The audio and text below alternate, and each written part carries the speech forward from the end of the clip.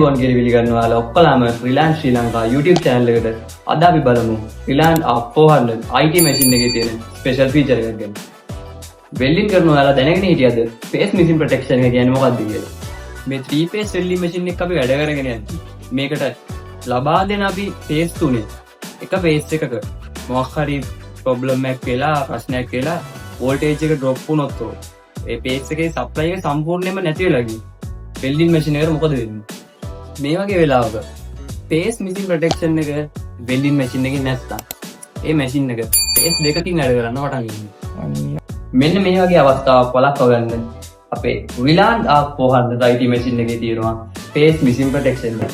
අපි බලමු මේ රිලයන්ස් R400 IT එකේ face machine protection එක වැඩ කරන හැටි. හරි, මම ඔයාලට මේක ඩෙමොන්ස්ට්‍රේට් කරන්න පාස් වෙන්න 3 phase breaker එකක් කරා තමයි මගේ මැෂින් එකට සප්ලයි එක දීලා තියෙන්නේ. අපි බලමු මැෂින් එක ඔන් කරගෙනද. මුලින්ම බ්‍රේකර් එක ඔන් කරලා ඊට පස්සේ මැෂින් එක ඔන් කරනවා.